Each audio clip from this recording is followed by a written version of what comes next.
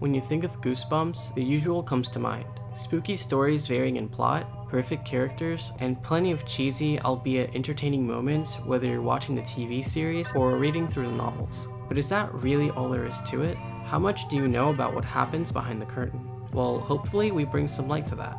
Hey everyone, welcome to 90s Nostalgia.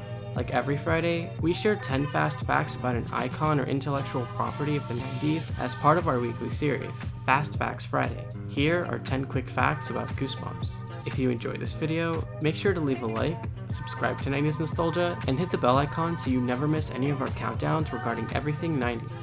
That being said, let's get started. Number 10. Shocking prop placement. In the episode Shocker on Shock Street, several props from future and past episodes can be seen in the studio, such as masks that make appearances in other episodes. The title of the episode is also a reference to the classic horror film Nightmare on Elm Street. Number 9. Stine comedy. Before R.L. Stine wrote fictional horror stories, he actually wrote comedy. We're not sure what kind of comedic material Stine wrote in his past work, but if it's anything as fictional or outrageous as his horror stories, we can easily see his humor being a bit on the darker side. But that's just a small hunch of ours, judging on what he's primarily known for. Number 8. Chinese translation. When translated in Chinese, you'd think Goosebumps would be something straightforward like goose hair or something like that, but not even close. Turns out it translates to chicken skin. Not a goose, but for some reason we don't mind this at all. Number 7. 7 different series. Yes, there's actually 7 different series. There's the original series, Goosebumps, as well as Tales to Give You Goosebumps, Give Yourself Goosebumps, Goosebumps Presents, Goosebumps Series 2000, Goosebumps Horrorland, and Goosebumps Most Wanted.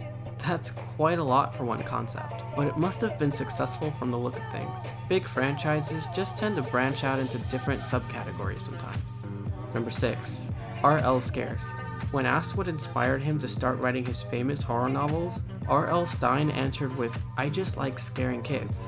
He's not even sugarcoating, but at least he does this in a professional manner rather than making his scenarios real. Oh, and as an extra bonus, the R.L. in Stine's name stands for Robert Lawrence, in case you were curious. Number 5. Dummy error. On the official print of Night of the Living Dummy, a text error can be found where it reads, "Chris decides to get a dummy of her own.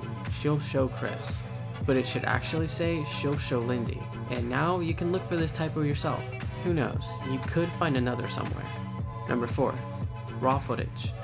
The director of Goosebumps revealed the most horrific thing he's ever seen in the series, and that would be the unedited footage. Come to think of it, if we were to play these clips without music or dubbed voice acting, it's not difficult to see just how hard it is to watch through it all without feeling just a bit uncomfortable. It's almost like watching a sitcom without the laugh track. It's just an awkward and creepy experience. Number 3. 3 weeks to write. It takes about 3 weeks to outline, draft, and fully write a Goosebumps episode. It seems like a lot of time and preparation goes towards the base creation of each episode, which is a bit shocking at first, but when you put it into perspective, it starts to make a bit of sense. Each episode has a new set of characters, world building, and not to mention having to create a new antagonist from the ground up to separate it from the vast array that have to be created for each episode. When looking at it like that, the entire series seems a lot more ambitious. 3 weeks to write an episode suddenly starts to make sense. Number 2. Title before plot. Usually people write a plot first and then come up with a name to capture the entire episode's theme, usually in a grammatically clever way in the form of a pun or a short, straightforward description. Though when it comes to writing Goosebumps, the title comes first and the story revolves around that title, meaning the plot has to be made up around the title and somehow make sense by any means necessary. Not the most conventional way of going about it, but to each their own.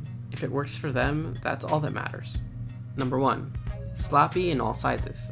So in Night of the Living Dummy 3, Slappy can be seen in some occasions being portrayed in varying sizes. Apparently there's a human-sized Slappy as well as a child size. In a world where puppets can come to life and harass people in a violent manner, changing sizes would be the last thing to come off as weird or unusual.